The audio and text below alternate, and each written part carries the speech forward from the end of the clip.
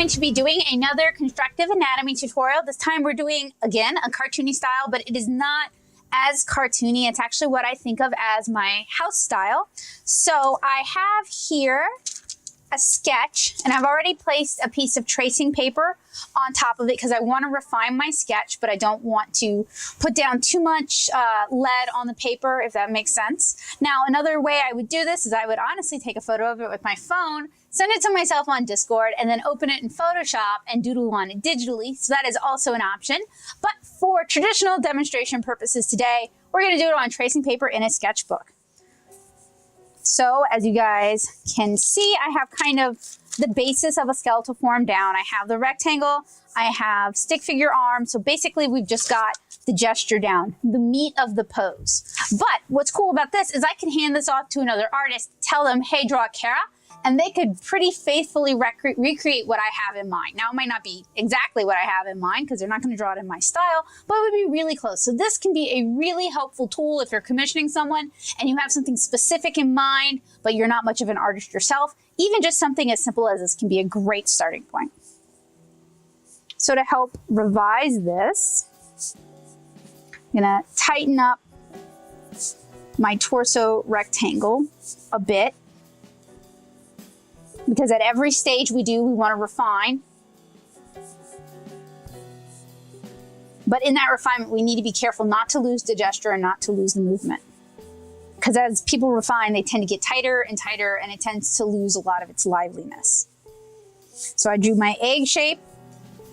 I've also indicated where the neck hole is going to be. I indicated the line of motion on the torso. I have here a bow for the shoulder blades. I'm gonna start sketching in the head. Now this is gonna be a little tricky for me because I want her looking up at just a slight angle. So we start with our sphere. And we do our crosshairs. Then we do our spade or the shovel front. And for those of you who are not familiar with this technique, I have other facial construction videos that you can check out where I explain this more in depth.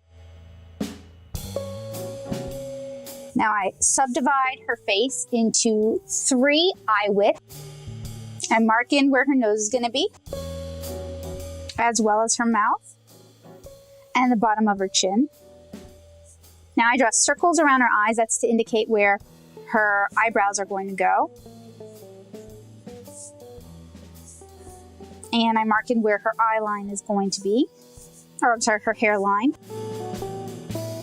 Now I'm going to start sketching in the morning glory.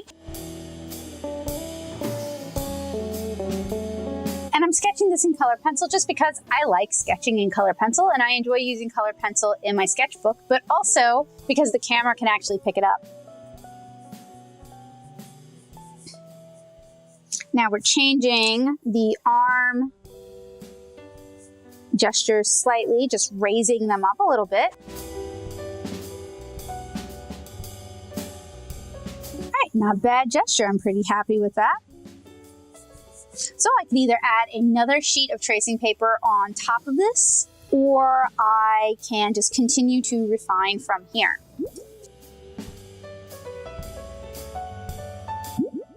So I've gone ahead and I've attached another sheet of tracing paper. And I sharpened my pencil so I can start refining my details.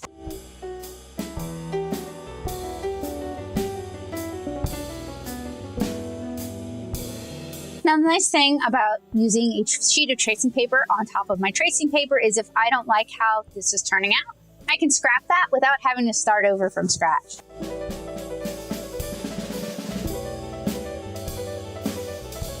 And see, I'm not entirely happy with the proportions of her face, so I don't even have to get rid of the whole thing. I can just turn it over and start all over again.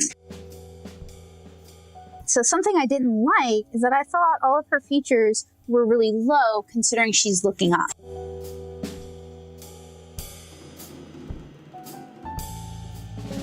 And this doesn't have to be perfect, it's just a sketch. If I really want to refine it, I can always open it in Photoshop. But it's good to kind of get the basics down, get what I see in my head down. And, the more you draw, the more you practice, the better you're going to get.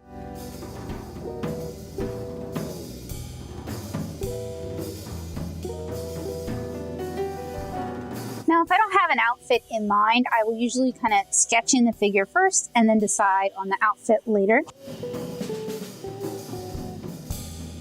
And if I have difficulty thinking of an outfit, I have a whole Pinterest board where I've kind of pinned things that, remind me of stuff Kara would wear or would serve as good inspiration for an outfit.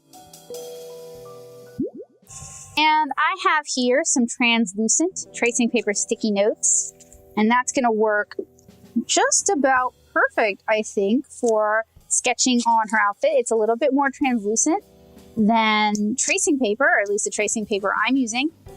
And I can put it just where I want to draw the outfit, so I don't even have to completely redraw it. All right, so I've got some outfit reference pulled up. Another nice thing about this is if I don't like the outfit I've drawn, I can always put on another sheet and try again, or I can try multiple outfits and then pick the one I like the best.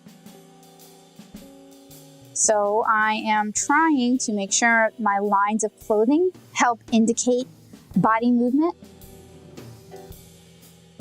and that they wrap around the forms.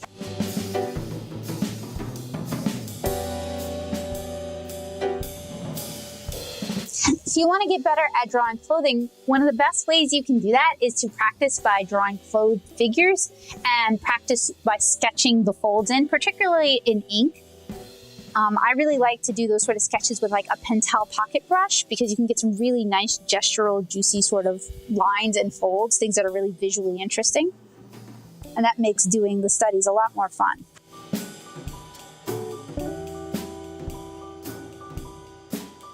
And I'm just drawing a little bit of surface design on the dress to add a little bit of interest and to also just sort of indicate which way the forms are moving.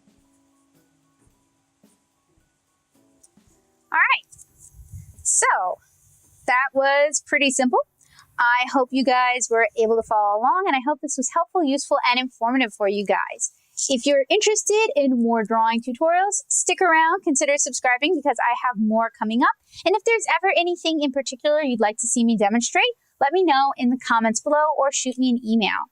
So I'll see you guys again really soon. I hope you guys have a great day. Bye, guys.